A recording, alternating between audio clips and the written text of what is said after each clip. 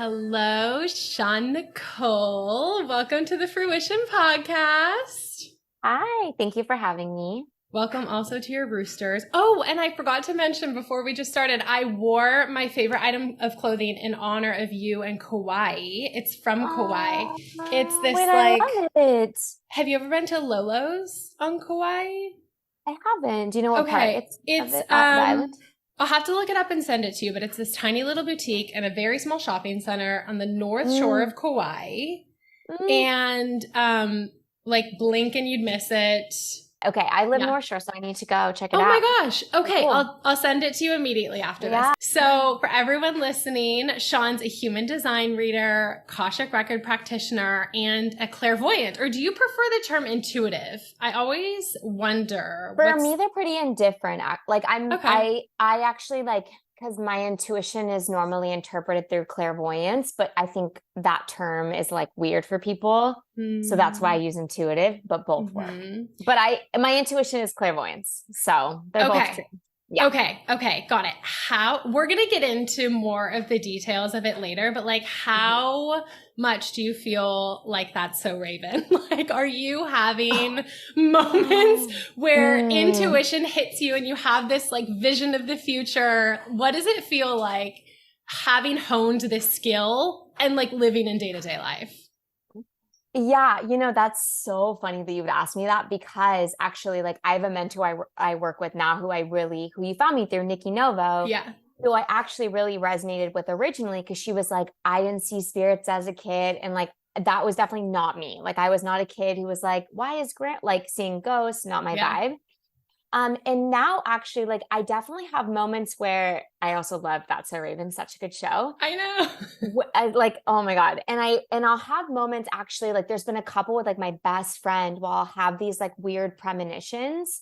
I knew when she got pregnant before she told me. Whoa. I knew I saw her wedding before it happened. So, but it doesn't happen all the time, because something that I appreciate about my spirituality and my intuition is that I try to I call it command it, right? Because I think if you're sensitive or you're intuitive, sometimes you don't want to feel your powers are almost annoying, And so even I try to be a little bit telepathic, it's something that I play with, but I'm I don't need to do that all the time. I don't need to know what you're thinking. Yeah.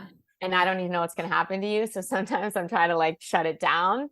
Wow. But I can have weird premonitions, with my really, really close friends. Sometimes I'll see weird things, but it kind of just will occur out of the blue. So it's not necessarily I'm tapping out of the present moment to have a vision that often. If that makes sense. That would be distracting. I think it would be very it would probably throw you for a loop too, because you just listed some really beautiful visions, but I'm sure that you get some not so pretty visions sometimes also. And I can't have that interrupting my day to day. Yeah. And actually, I remember sometimes, I used to think it was my ego, but people would be talking about something and I'd hear my inner self be no, they're lying, or that's not going to happen. And I was whoa, okay.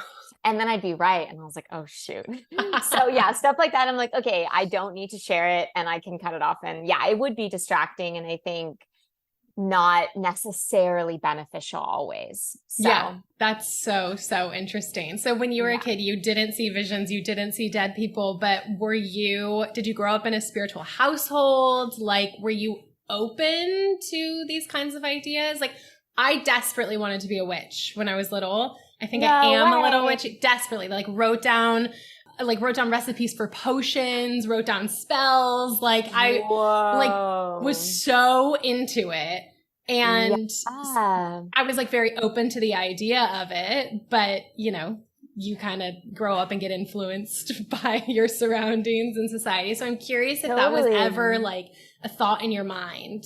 So that's so interesting. And now I'm because I've done a session with you. I'm well, because I see your witchy powers and I think you'll use them in really cool ways. God. But yeah, it's funny because I would say pretty much I did not grow up in a spiritual home. In fact, I actually had a really negative perception of religion. And I always say it's still not my favorite thing. And I grew up actually in a part of California, Orange County, that has a huge reinsurgence of these mega Christian churches. And I just was exposed to a lot of really like the dark side of religion. And so I was definitely someone who was like, I don't believe in God and that's not for me. And if people like, I remember like senior year of college, this woman was like, I'm just praying to see where I should go to school. And I was like, you're crazy. I was like, you're a psycho. So as a kid, like I always loved, like nature was my jam as a kid. Like I felt kind of like a mermaid, not so much like a witch, but I loved like swimming in the ocean. I loved the environment. I would definitely like talk to nature as a kid.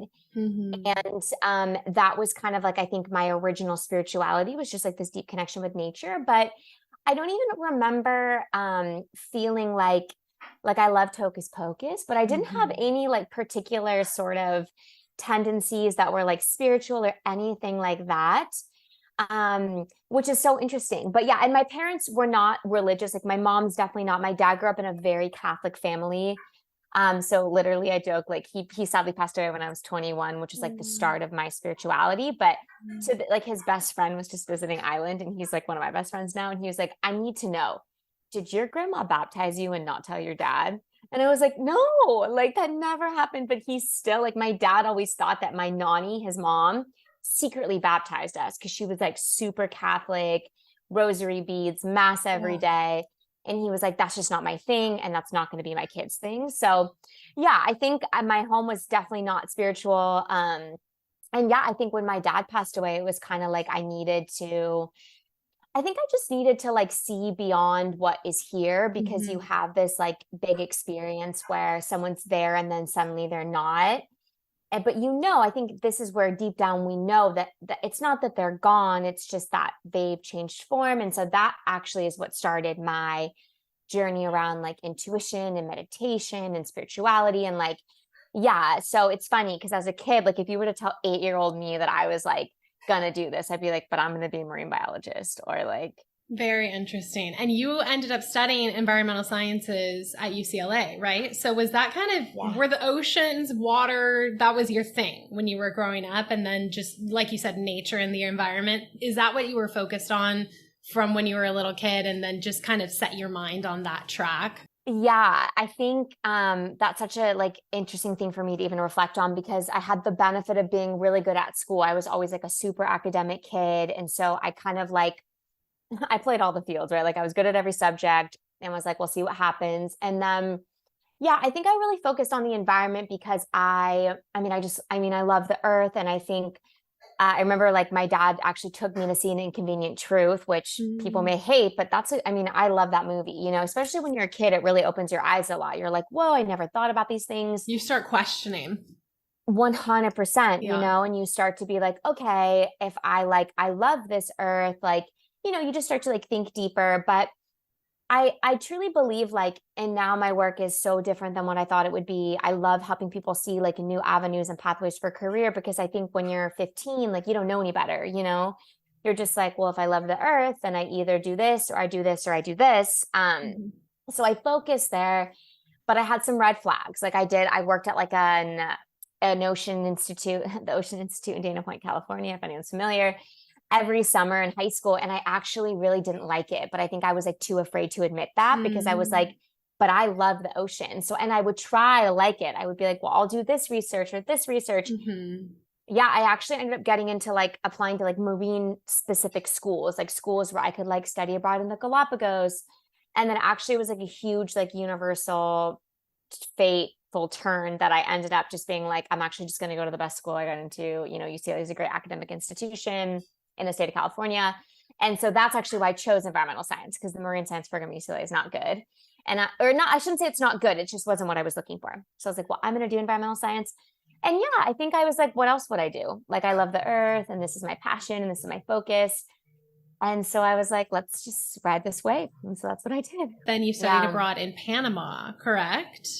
Yeah. And from what I saw, you were swimming in the ocean every single day and like really close to the wildlife in that area. It seems like that's where you sort of like came alive and started recognizing some truths about yourself. I think that you said that's where you discovered human design. So I'm curious if you still continue to pursue that marine biology interest, I guess, at that point, or curiosity, and then allowed it to lead you somewhere else. What was that experience like? And is that also where you realized that maybe this wasn't your path? It's interesting. So I actually discovered human design a little bit later in Colombia. Okay. Panama was an insight. So actually, and it's funny because I'm sure many of your listeners don't identify always being spiritual, but it's really interesting looking back at where the universe was kind of like really throwing you in there. Like it was like, come on, like really encouraging you. And actually Panama was a big one because I did not want to go to Panama to go to Panama. I actually found this program that would let me do like terrestrial and marine research. And I was like, well, that's perfect because I don't know if I want my focus to be on ocean research or, land-based research. And this will be good for me to get both. So I chose this program purely based, this is full left brain, like, or right brain, like whatever one's logical. That was like, this will set me up for success in the future. So I'm going to go with this. But like my friends joke, they'd be like, where are you studying abroad? And I'd be like, oh shit, I forgot. And I'm like, Panama. Like I literally would like always forget. Like that was like totally the universe throwing me in. But that was the experience that I think really, it just like changed me in like really, really deep ways. For me, I was living on this island and I think it just helped me see that like, it just really helped me feel happy in ways that like I didn't even know that I could, and I think it's a huge reason why I live on Kauai now. Like I didn't realize I don't actually love like a lot of stimulation all the time. And UCLA was really intense academically, socially. It was very like you're on all the time. And I liked like aspects of that, but I also didn't even know the opposite. That for me, I think was the turning point. And it actually made me like love science like a little bit more. But it also reminded me that I don't want to write research papers. That was a big part of my thing is I had to write this big paper. And that is that is academia, right? But I think my like part of me was really fixated on like, but I want to be out in nature. And how can I do that if I'm not a scientist? So I think I kind of was like, okay, I'm obsessed with this. This needs to be like on my platter of life, but I don't know any other way than to keep pursuing science. So I think I was like, came back with this like new way of seeing the world, new way of seeing myself. But I still was like, I got a job at a lab right when I got back. I was like, let's still just drive this home because I want to be in nature kind of. But it was, I mean, to this day, like I will always look back on that experience and be like, it's why I live on an island. It's why I speak the Spanish language. I got obsessed with Spanish. It really just like it helped me see parts of myself that like in California, I would have never known. I was like, probably secretly Latin in all my past lives. Like it just doesn't come up, you know what I mean? So yeah, that experience for me was everything. And yeah, directed my path, but it still took a little bit of time to get to spirituality. Yeah. And I love that you used your logical brain to get there, to discover that there's this feeling side of you too that can guide your decisions. Thinking of yourself as a college student, of course you were making logical decisions. Like you're at a university where you're studying all day and getting homework done and checking things off the list. Like everything is execution based. And so like, how would you have not made a logical decision at that point in your life when you're in that system? Totally. And I think now it's like such a good question and like good thing to think about because I think now with Gen Z, right, they're different, and now these terms that previously, were around the same age, like I didn't even know what intuition was when I was in college. Yeah.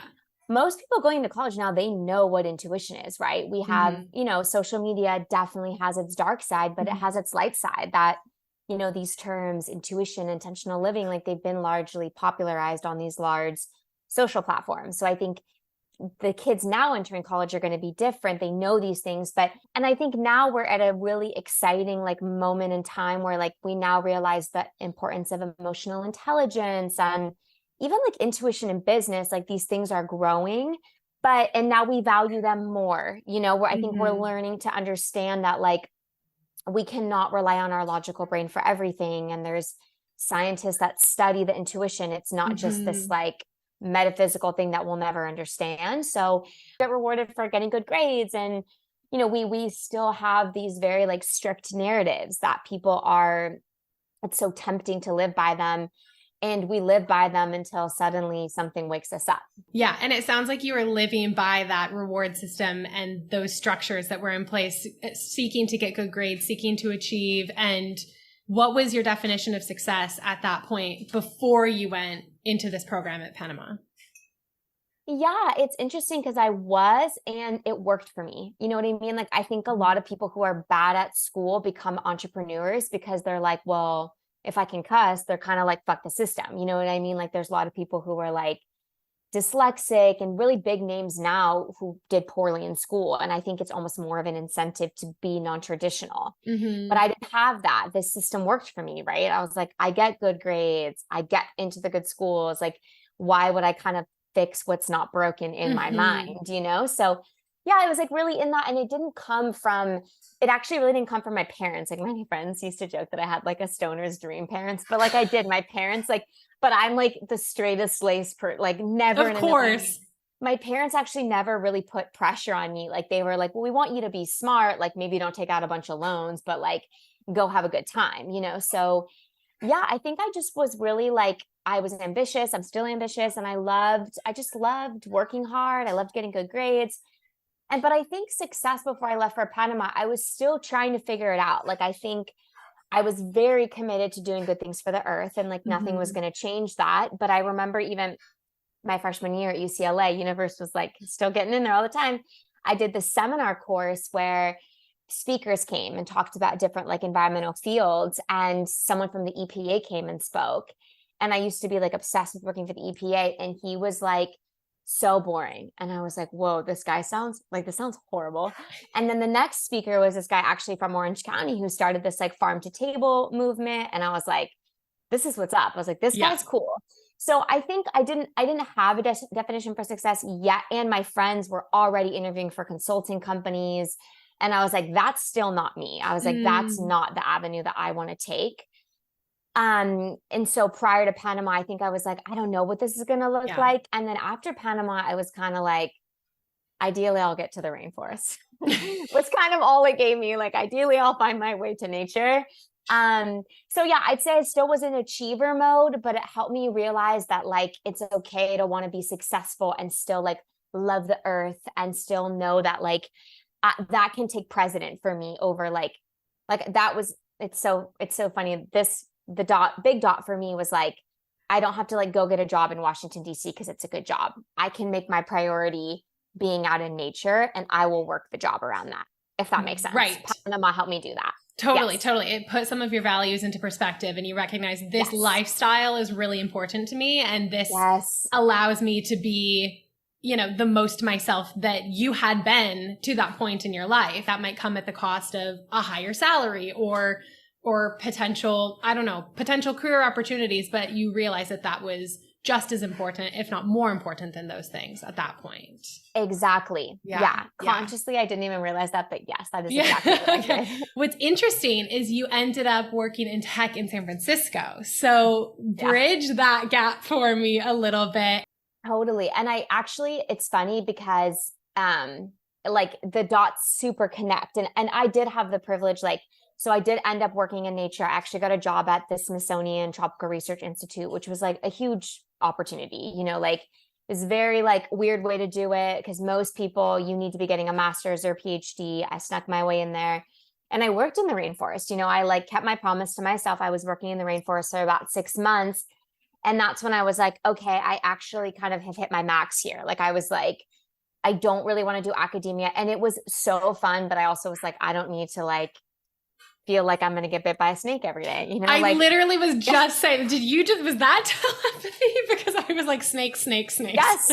No, honestly, like something that people like joke about, like, or I forget, was like, you know, field work is intense, you know, and there are different days, but I remember like, there was like one site I always had to go to where like, you literally would like, you'd step in like, you know, knee deep swamp water and like, yeah, exactly. Like, and don't like, I love nature, right? That's just no doubt. But I was like, okay, this actually doesn't need to be the avenue through which I have my relationship with nature, because field work is hard, you know? Yeah. And so I was like, okay, let's switch it up. And that's when I was like, I'm going to go to Columbia because I want to teach English, because I want to do something really community oriented, because my experience in Panama, academia is super separate from community. It's not as applied, frankly.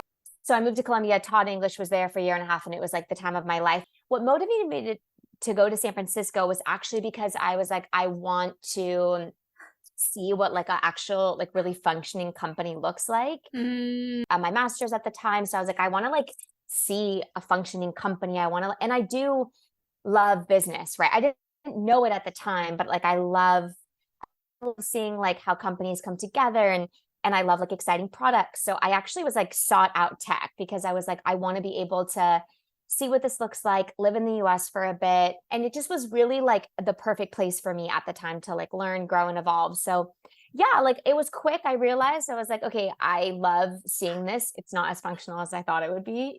Any big organization is going to have its stuff.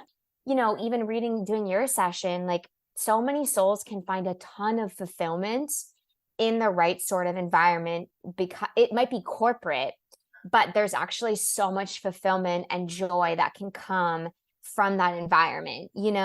So I do feel like I got a lot of that satisfaction. It just wasn't meant to be like my forever thing, if that makes sense. Totally. Since our session, I've actually been thinking about that and what it is that I actually want out of my environment and like the camaraderie that I'm looking for. And I think that does exist within an organization. It's just finding the right organization too. And then also finding the right work along with it. But those are very separate things. Like just because I want flexibility and camaraderie and autonomy and creativity doesn't mean that doesn't exist in a corporate environment or within a larger organization. Totally. And I think right now the dominant narrative is like, well, everyone needs to like go be an entrepreneur, but it's like, that's not true. Like, for example, like, so honestly, I'm a loner, right? Like I love to be alone. I love to work alone. To me, it's like my greatest joy. But, I read a lot of souls. That is not everyone's cup of tea, right? Yeah. Like a lot of people get a ton of satisfaction from teamwork. And like, I personally think in the new paradigm, it's not the end of the corporation. It's just the end of the corporation in which we do it now. But I think there are so many benefits from bringing smart, passionate, value-oriented people together.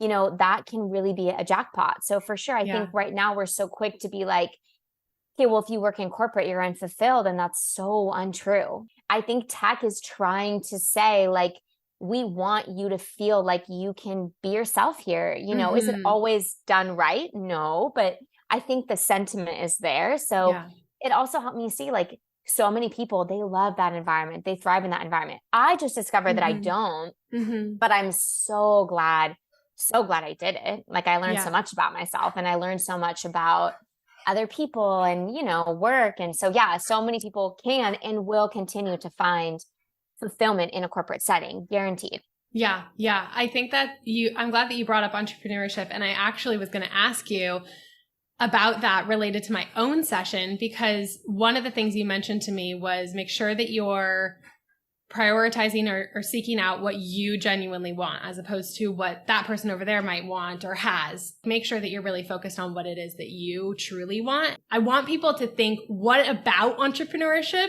sounds appealing? Like what aspects of entrepreneurship sound really good to you? Because that might be what you're looking for.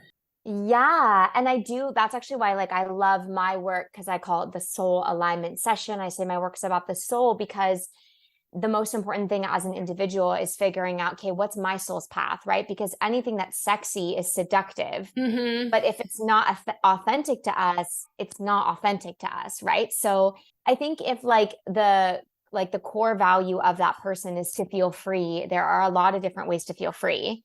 And there are a lot of avenues or aspects of entrepreneurship that don't feel free, for example, but we only get sold like you work from wherever you want, and you do whatever you want, but it's like, not really, And also it's like, even I'm now like in the, I do sessions, I'm in the coaching space. Like I kind of work for my clients, I kind of work for my followers on Instagram. Like you always kind of feel like you're working for someone in a way that like, I don't like that feeling. So it's annoying for me, but it's like, you can't evade that. Every path has its things, there's no path that's like, you're happy all the time and you're never, that's just not life. So I think when we stop trying to kind of idealize everything we can get clear on like what really matters to us. Yeah. Do you have a tool or some sort of process? I mean, you're obviously very in tune with your own intuition, but for somebody like me who is a few steps away from that, like what's a good way for people to differentiate between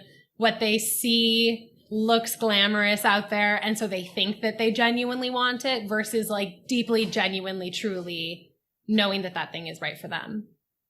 Yeah, I love that question. And I still have to use this with myself. The best thing I think to ask yourself is, do I want, like, I always like to bring life back to like the moment by moment experience, right? So I always ask myself, like, do I want my moment to moment experience to look like that? And do I see a pathway in which I could get there that I would want?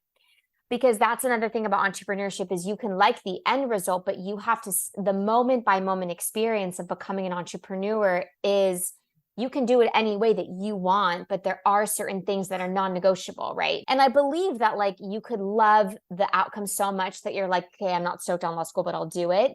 But we don't want to think that way. We want to think about moment by moment. Do I want that? Because even like we talked about this with you living in Costa Rica, I'm like, do you want your moment by moment 365 days a year in a village in Costa Rica? Your soul Snakes, is like, no. no. The soul was like, no. Like every once in a while for sure. That to me is the question that can kind of like cut through the crap. And you'll hear the voice of your intuition be like, yeah, or like, no. Definitely. I think what goes along with that is a conversation around clarity and finding clarity, searching for clarity. And I am always looking for clarity. Like our session was around me trying to find clarity in my next steps, in the bigger picture. Like this is me. So I get it, but we're all seeking for this like big picture clarity where we know where we're going and how we're going to get there and what it's going to be like. And we want to know with certainty that we're going to love it and like that that's the right choice before we take action on it and before we commit to it. And something that we were talking about earlier is like, I think that we're using the word clarity, but we're actually like seeking finality. Like we want the final answers of like, okay, if I'm going to live there and that's where I'm going to spend the rest of my life. Where in reality, my next step might be moving to, like we talked about, another city for a short period of time, maybe like 2 or 3 years. Talk to me about this idea of finding clarity and like certainty and finality. And does that exist for some people, big picture, long term, or is it something that we just have to allow to unfold and we're stressing ourselves out and making ourselves more unclear by seeking this finality? Yeah. And it's so like interesting because I always say to friends and clients, like we also have to look at like ourselves as souls, but also with like this very like human programming. And we're in a phase of evolution on earth where our lives are very comfortable, right? Like even if you think about past lives, like 150 years ago, we were like, what's clarity? You know what I'm saying? We were like probably out doing God, like, or, you know, it's very, surviving. Like, exactly. And right now, you know, we don't experience a lot of discomfort. We just don't, unless we willingly put ourselves in those environments. So I think the mind seeks finality. I don't think the soul ever seeks finality because the soul really loves the moment by moment experience. The soul loves growth. The soul loves mystery, right? The soul doesn't need to know everything. I think the mind wants finality because inherently as people, we just don't feel safe and we don't feel good and we just want to know everything, so it's like we can like be okay, you know. But you know that's not going to help us be okay. And I think like I haven't read every single soul, and for some souls it might be super aligned for them to get married at 18 and be with their same person. Like I don't know, but I think a lot of people just choose that because then they're like, then I don't have to face the mystery. Or like, I think as much as we say we love choice, a part of our human is really terrified by choice, you know, because it's like, well, I could choose anything. That's really scary, right? Yeah. So clarity for me is just like, because I do think it's so important for like every human to have a vision that's like in line with their soul, you know, because I think a lot of people are kind of living as if they're like jellyfish, like they're like going with the current, but I'm like, but you're not a jellyfish, right? Like you're a powerful co-creator, right? So I think it's like, to me, it's really about balance. Like it's important to say, okay, I don't exactly know what clarity is, but this is where I'd really like to see my life going. Like for you, it's this healthy, happy job. It's finding a partner who I can raise a beautiful family with. Like that to me is clarity. And you don't need to know, okay, I'm going to meet that person tomorrow at the market in San Francisco, because we can't know those things, you know, even as I'm an intuitive, like I can't pinpoint it to that exact moment. I can get like a general idea of who you're supposed to be with, but like, thank God the universe is in charge of that. So I think we just have to accept that like clarity isn't as final as we'd like it to be. But I think enough clarity for an individual is, this is where I really see my life going. And I'm going to keep taking steps in that direction until I feel like, oh, wait, maybe that, like for me, clarity was I need to move to San Francisco and get a job in tech. So I did that. And then that changed. And so then I did something else. Right. So it's like, keep moving in that direction. And then when it changes. And that clarity is that next thing. But I think so often people want, it's like they literally need to have everything laid out for them. And that's not going to happen. You know, it's just not, it's not how life works, unfortunately. And so I think people are willing to settle and make life something they don't want it to be, because they don't want to like function in the uncertainty. Does that make sense? Yeah, totally. Well, they want to have an answer to the questions that people ask them. That's been the funniest thing these past, like, I don't know, 5 years or so. You catch up with people. Like I go to a friend's wedding and I like see her parents and I'm talking to her parents, or I'm talking to like acquaintances who I just don't stay in touch with regularly. Everybody asks the same questions. Like, are you going to buy a house? Or like, are you going to be with this person forever? Do you love your job? Is that where you're going to stay and what you're going to do? Like basically, have you figured it out, or do you still feel like a mess? And you feel like you have to have, there's this pressure to have final answers for people, as opposed to saying like, you know what, like I actually just lived here for a few months and I loved it, but I don't think it's for me all the time. So like, I don't know what I'm doing next, but I'm open to something. Like that doesn't feel like a good enough answer. And so I've been battling this for a couple of years to be okay in the discomfort of being like, I don't know, like I did this, I'm trying that, I'm open to this, and I have no idea. And like, I guess we'll find out. And it makes other people uncomfortable. It totally makes me uncomfortable, but I want to be more okay with those kinds of answers. Because one thing that you said to me that really resonated was like, you don't have to have it all figured out. You don't have to be perfect. That doesn't mean you're out of integrity. If you're taking your best next step that you can think of, you know, especially in dating, this is what we were talking about, where like, you want to feel like you're a whole happy person so that you attract that. And, you know, you're not like seeking something from the other person to fill your voids. But like, just because you don't have every answer figured out for yourself doesn't mean you're not that whole person. It doesn't make you out of integrity. Not at all. Yeah. And I also think like you should really freak them out and be like, I have no idea. I'm going to pray to my spirit guides. Like you should just people out. And like, but I so hear you in that. And I think I've been that weird friend for so long that I'm kind of like, fuck it, you know, like people just know that I don't know. It's like, you know, and even I was just at a wedding and like everyone lives in LA or they live in New York. And I'm like, well, I live in Hawaii. And they're like, what are you doing in Hawaii? So it's hard, but I think we have to understand too, that like what's hard for our parents' generation is that the world is completely different. Yes. And I'm sure we're going to feel the way. We could be having a podcast when we're 60 being like, what the hell are these kids doing? You know, like, and so I have a lot of compassion because when they grew up, the world did work a certain way. Yeah. And now it doesn't anymore. And so I think it comes from in the right place. It comes from, I want you to be happy and I want you to be okay. But I think we have to constantly remind ourselves that it's like they're running programming that doesn't work anymore, right? It just doesn't. That's not the world that we live in. And so it's trusting also that like you are in integrity. And in fact, you're just learning to play the game that you're in right now, right? This is the world that you live in right now, that people change jobs more frequently. People move around a lot more. There are new ways to make money, right? People are broke one day and then have a 7-figure business 1 year later. Like that wasn't a thing when my parents were 20. I'm 30 now, when they were 30. So I think it just kind of helps when you're in that situation to be like, okay, I'm going to have compassion for their mindset and also know that it's like perfectly okay to be where I am, you know? Totally. And the dating stuff, like I see, you know, a lot of clients who are females, like looking for love. And I'm also in that same boat. And I think, yeah, it's just so tricky because our mind can be like, well, Stephanie just needs to have like, you know, the rest of her life mapped out and then her man will walk in. And it's like, it doesn't work like that, you know, because what I love about my sessions now that I used to do just career sessions, now they're more all encompassing, is it's so fun to see what happens when two souls come together. It's like new karma is created, new timelines are created, right? So there's a difference between I'm just waiting for my man versus, okay, I have this loose idea of what I'm creating, but I also know a partner is a big part of that.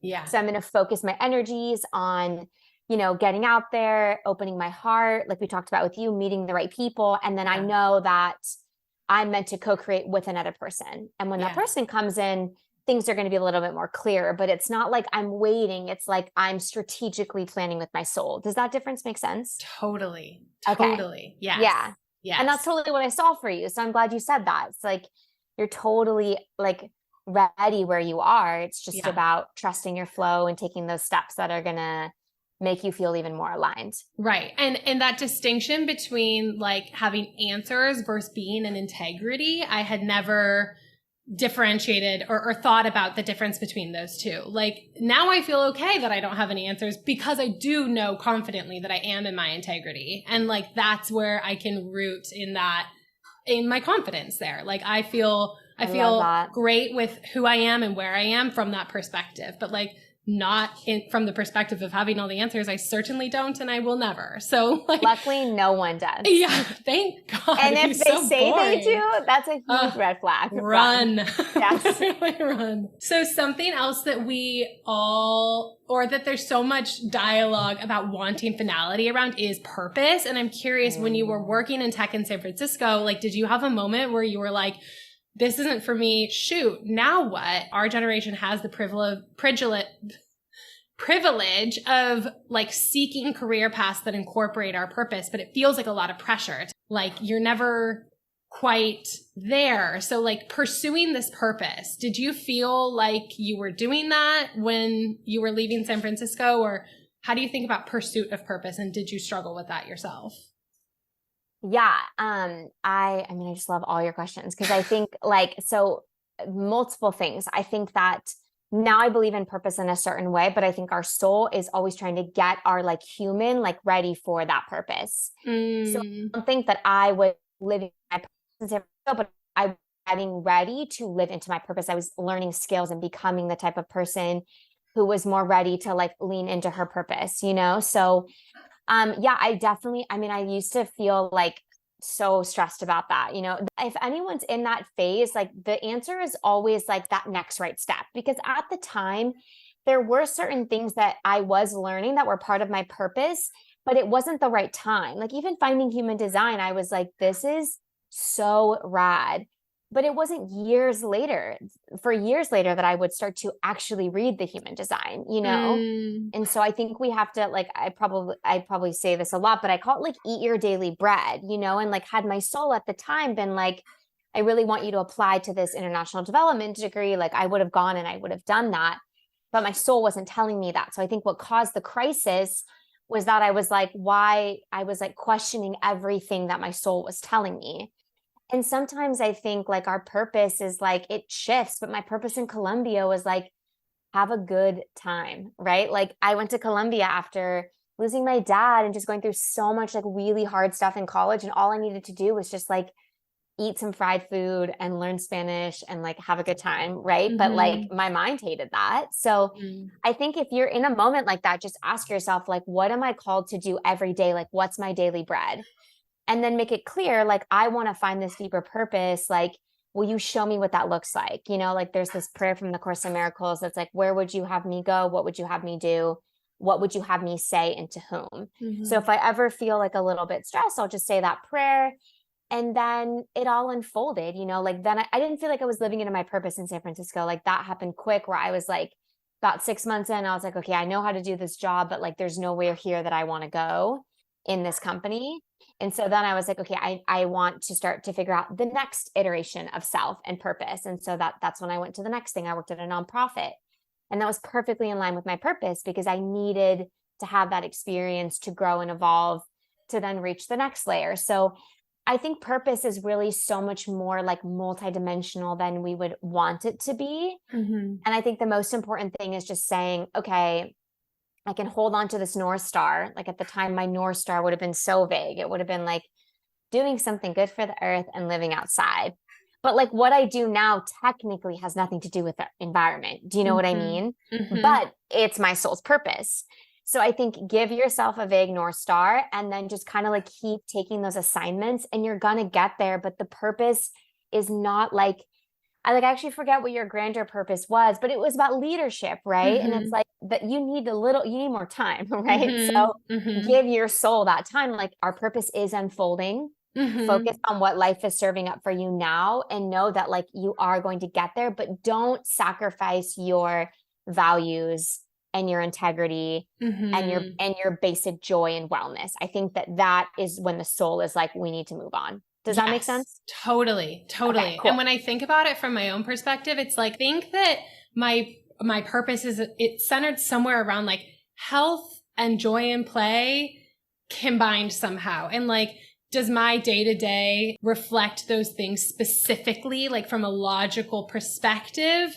Maybe not, but like, does the undertone of it and are the choices that I'm making in alignment with that? Yes. And I don't know like how that's going to come together or like necessarily impact others per se, or tie into transformational leadership, which is what we talked about. But having that sort of like really fuzzy high level understanding is that guiding light of like, I know that these things have been golden threads of what I've, enjoyed and been excited by in the past and where I felt inspired. So like it will come together eventually. And there's no way that I can put a map around how, because I couldn't even begin to give you an answer. And yeah, it's like, okay, I'm going to be in the now moment. I'm going to know that I have these like core tenets of my life that are important to me. And I'm also going to trust that things are unfolding as they're meant to. Yeah. And that I'm in a deep enough relationship with myself and my soul that I'm not going to miss the boat, right? Yeah. It's not like the boat's going to come by and be like, hey, board. And you're going to be like, no, like that's not life. Like it's all happening for us. You know what I mean? Yeah. I think too, like it must be the ego then that makes you feel bad if your purpose isn't like directly feeding orphans in a third world country. Because when I just said those words like health, joy, play, that's not necessarily the most like noble on the surface level, but I know what it means to me and like how it could potentially impact others in such a important way. And so it's been this thing that I faced in the past where I'm like, well, that's not like good enough. That's not like helpful enough, but it doesn't have to be that. Like no matter what it is, it's impactful if it is just play.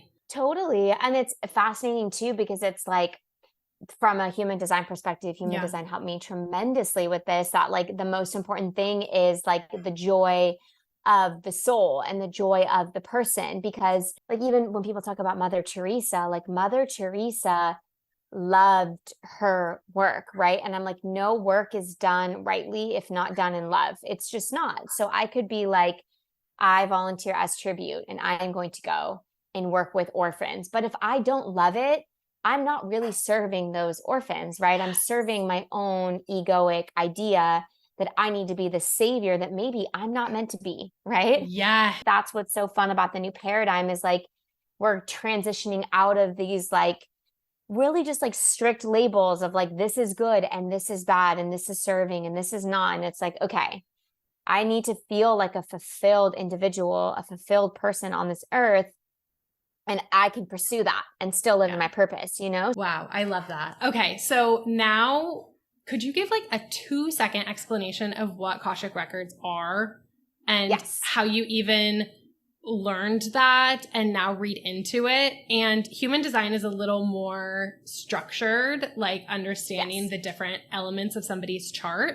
But how did you start to tap into your clairvoyance and like recognize that you have a gift and basically redirected yourself to this path where now you're evolving your intuition and making it your career?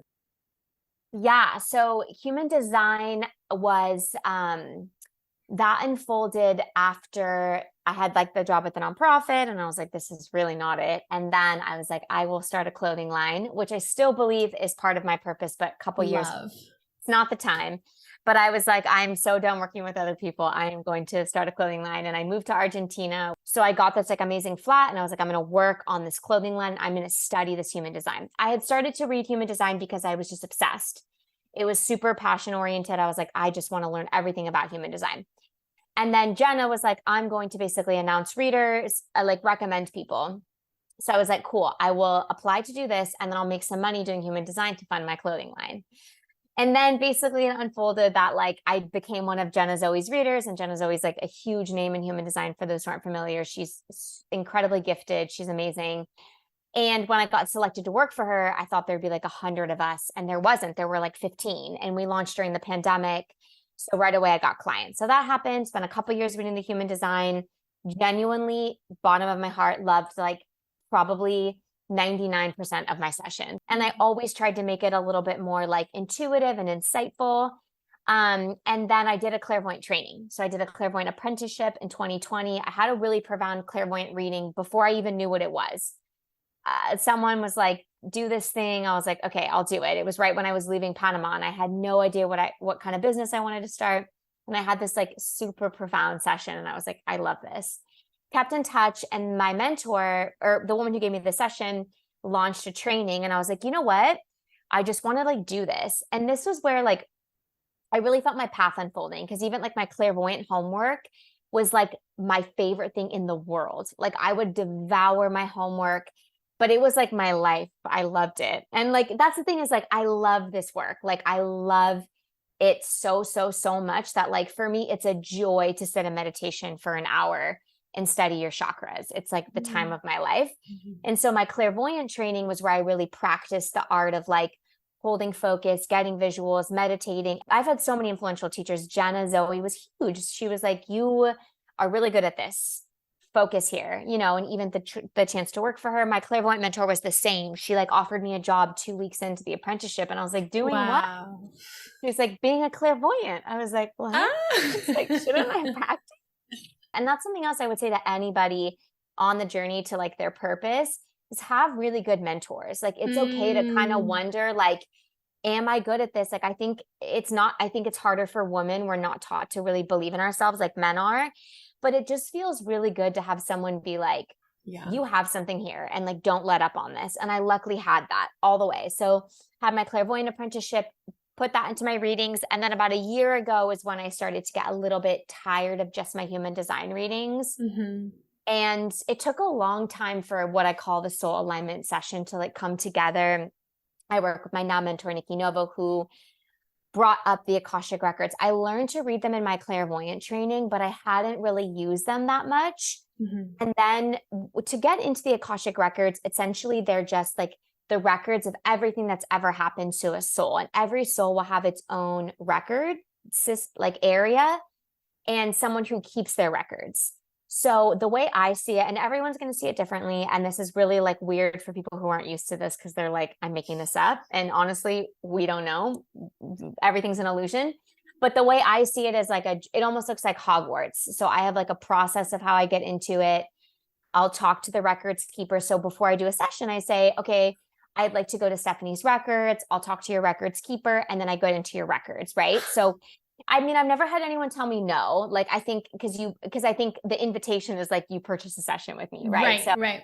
I don't go around trying to like read everyone's records, but like I go into your records, and then in the Akashic records, it's like think of it as like a history of the soul of Stephanie. So it can tell me a lot about like what you've been doing if you believe in past lives, which I do, because the soul is eternal. So that's what I love about the records, and why I wanted to bring them into the session, is because I can learn way more about you right off the bat than I can with the human design. The human design can tell me so much about your operating system, but it doesn't tell me that much about the soul of Stephanie. And that's why I wanted to expand, because I had these clients who were like, what's my da-da-da? And I was like, I don't know. Yeah. I know that you're really good at this. I know that this is how you respond to life, but I don't know anything more than that. And so it's like this human design was kind of like I hit a ceiling, and then the soul alignment presented itself. I started to just read the Akashic records and meditation. And because I've been practicing my clairvoyance for a couple of years now, I can hold focus for a really long time. Wow. And so I just practice reading them. And that's when like everything came together, that I was like, okay, I want it to be like, I get an image and you got the session because I see everything. I get a visual, then I can read your energy, then I can go into the record. So it kind of started to like paint a picture.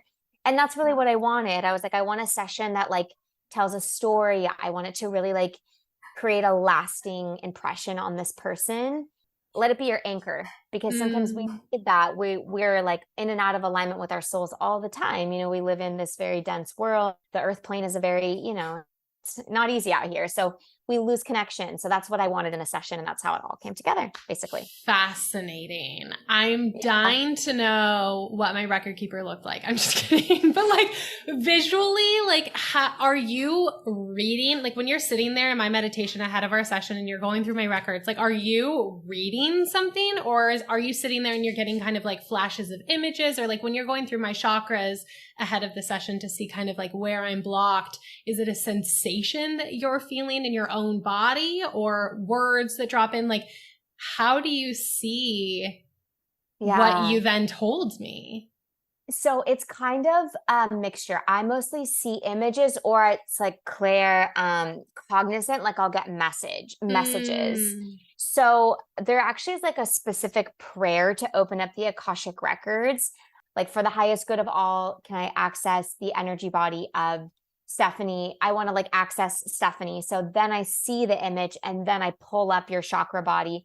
And then I'm like, I want to see the crown. So I'll go into your crown and I'll see some stuff. And then I'll hear messages. It will be like, da, da, da, da, and I'll be like, okay. And the hardest thing about this work is you really just have to believe it, you know?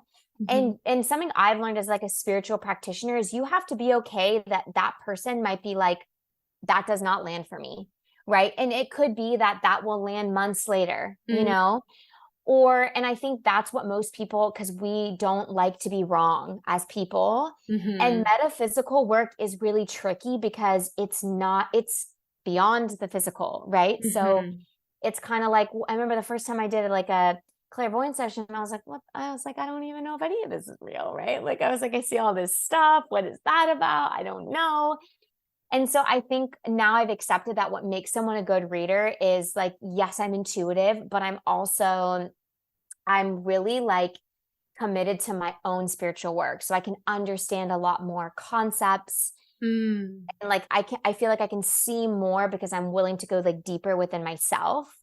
So anyone interested in spiritual work, it's like, you have to be a good vessel. I call it being a good student of life, makes you a really good practitioner, because then you're learning and you're evolving, and thus your practice is growing and your intuition is growing. Yeah. So yeah, I mostly see and I hear messages, and then sometimes I'll feel things, but not usually. I try to keep it like, show me everything, show me the messages. And if I'm ever like unclear on something, I'll be like, I need you to like tell me again, or show me a different way. Like, I call it like a dialogue with, I either say like a counsel, because sometimes that soul might have like a spiritual counsel, or with God or whatever. And so, yeah, I kind of see and I hear, and I just trust that it's right. And if it's not, I'm like, I'll give you your money back. That's my vibe. Amazing. I'm obsessed. Okay.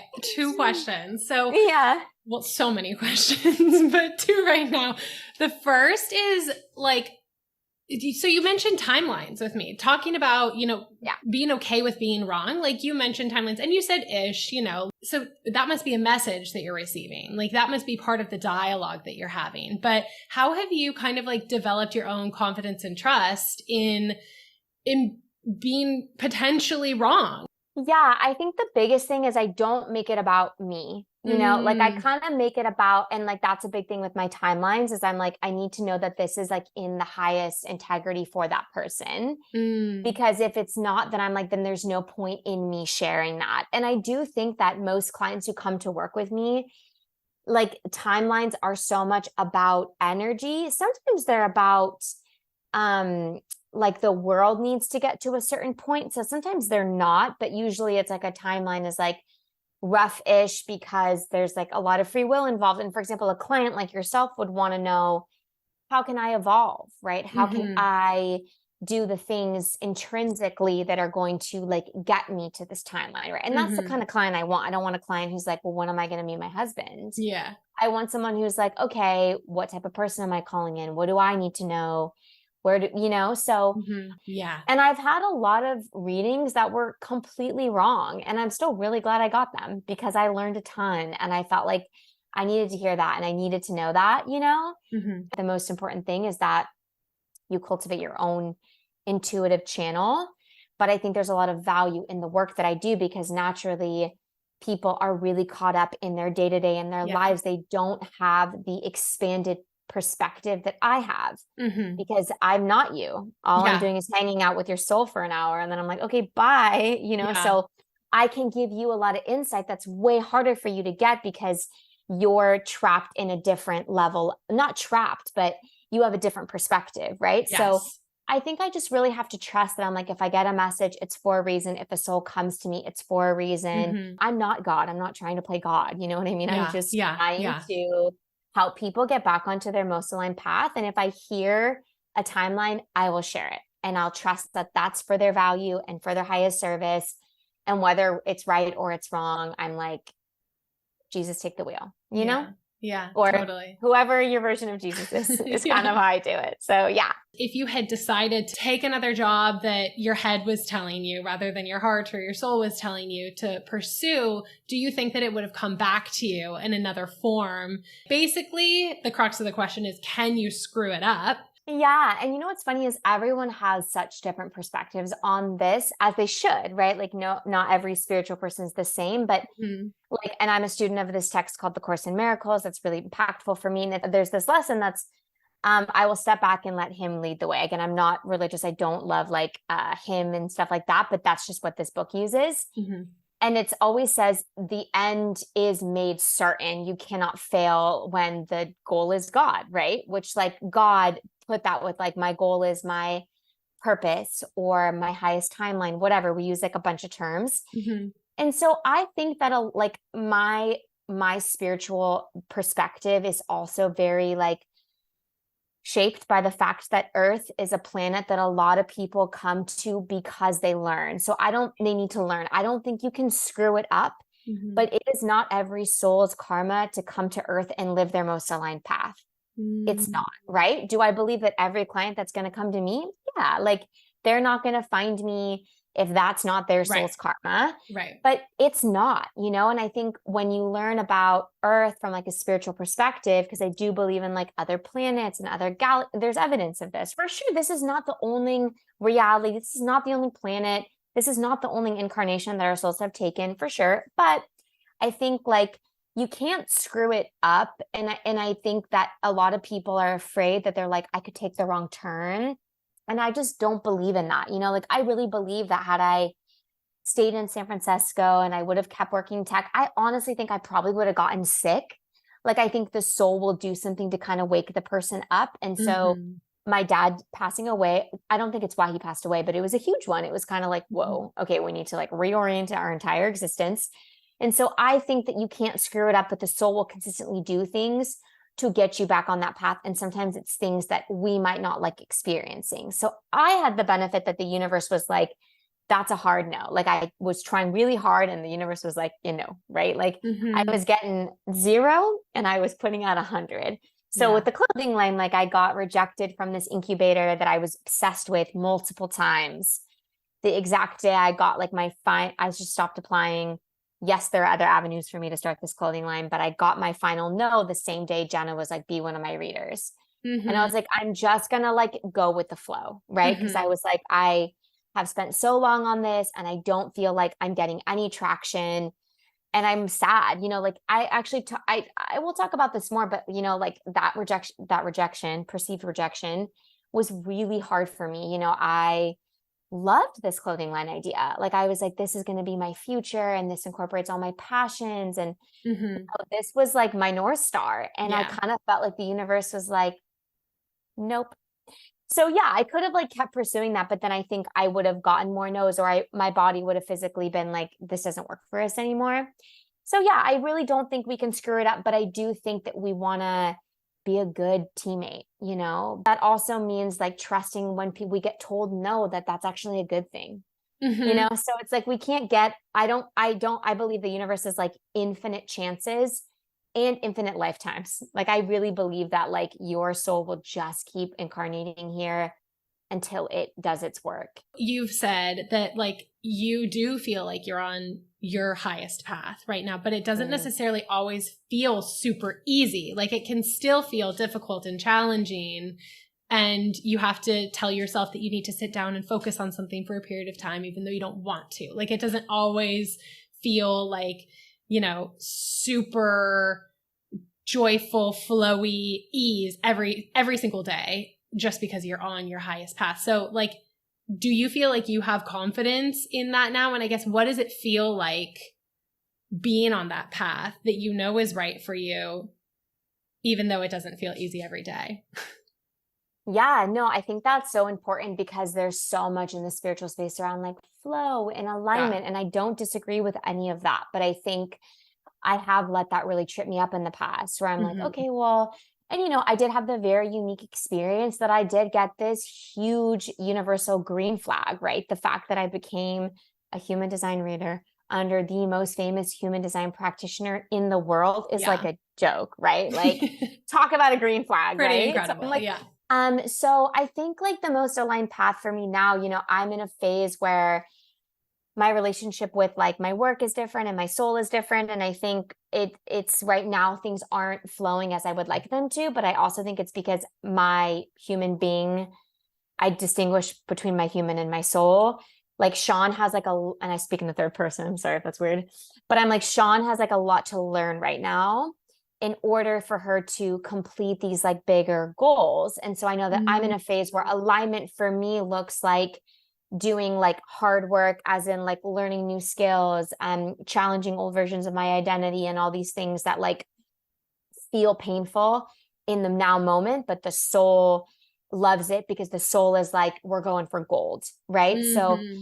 I think the most aligned path feels like different ways at different times, but the biggest thing, like for example, had I gotten the no from that startup incubator and I was like, this is an opportunity for me to bootstrap this, I would have gone and I would have done that, but it didn't feel that way. It kind of felt like the universe being like, we need to put this to bed for now.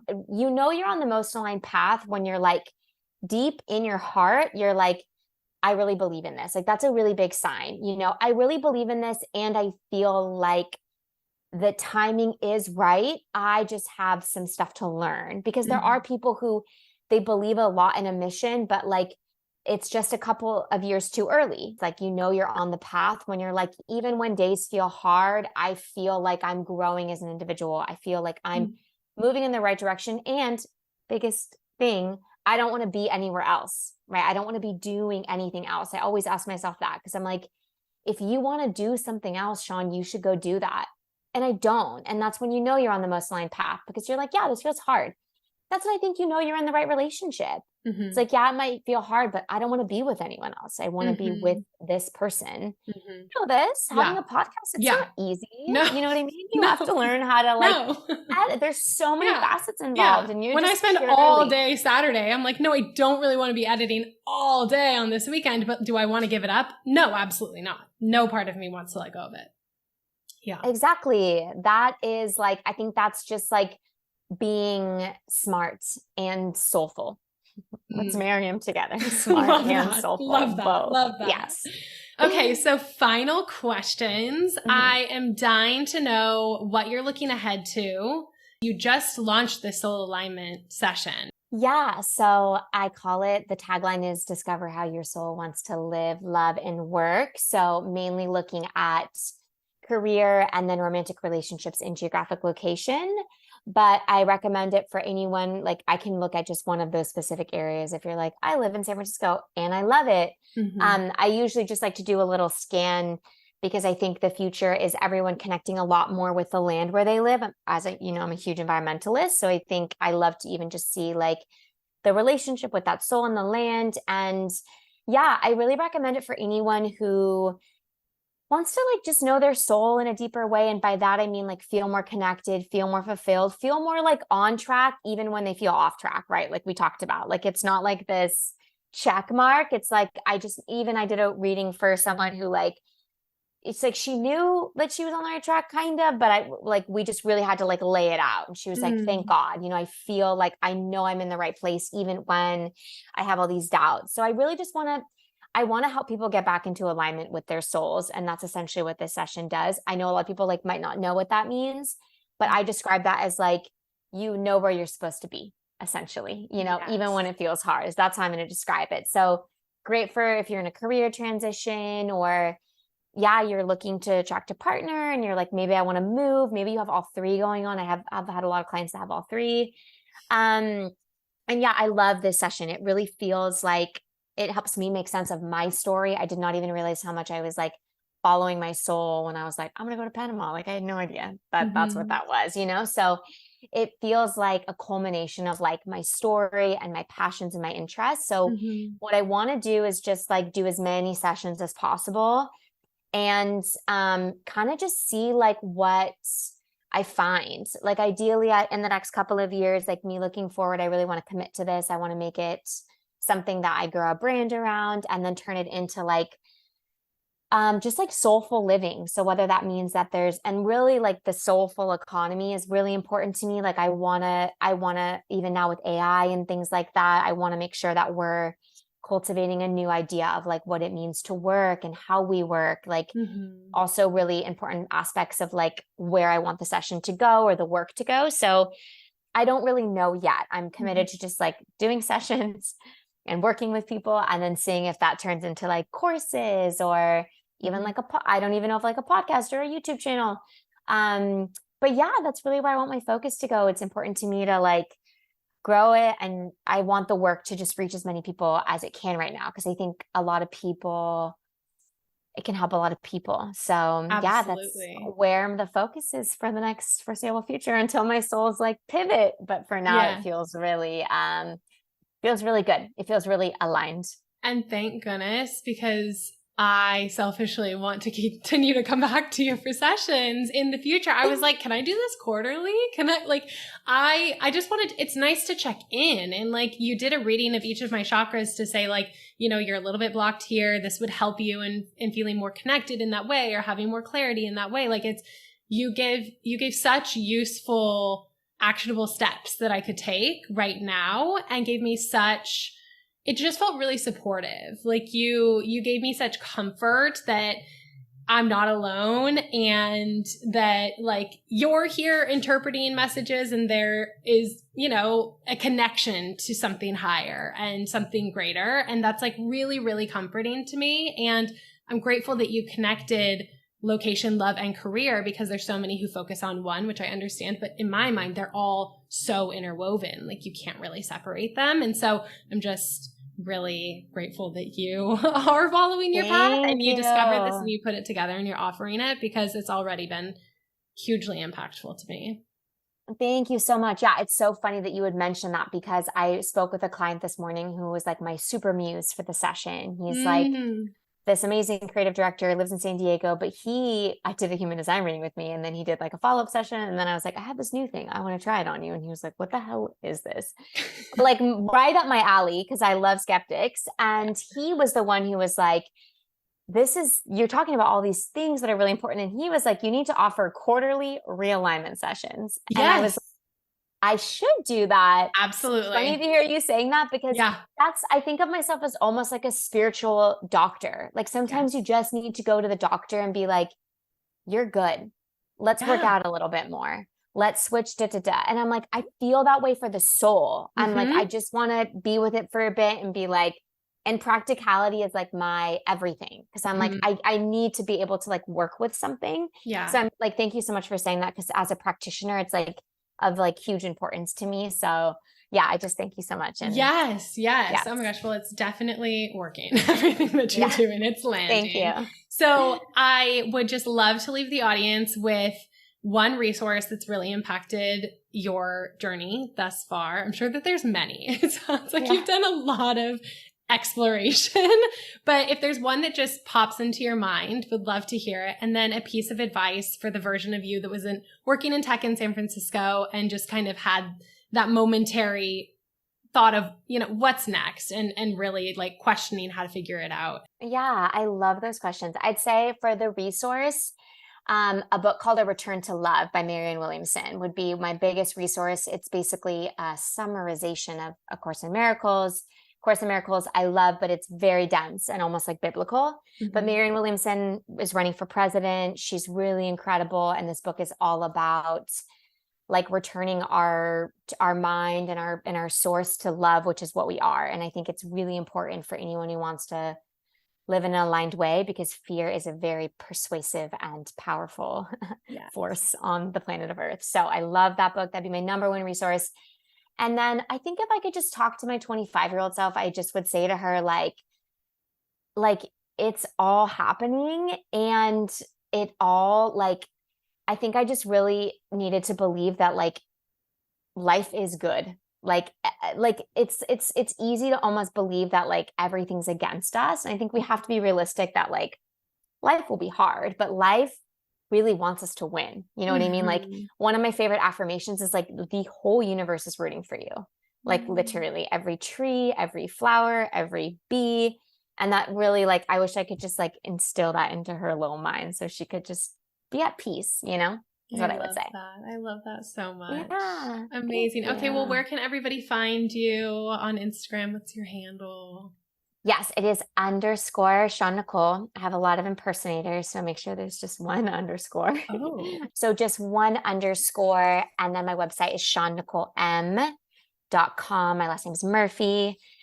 And so that's the M. And yeah, you can find me at all those places. Amazing. And I'll tag all of those, and it will be in the show notes so that people can easily click on it. Thank you so much. I'm so grateful, and I can't wait for our next session. Thank you. Bye. Hi, me again. If you made it all the way through, I'd bet you're pretty serious about moving the needle to align with your dreams and feel good in your own life. Good for you. Before you leave, I would love to hear a takeaway that you got from this episode in the reviews. That'll help me tailor conversations to be more useful to you in the future. Okay, you're the best. Thank you.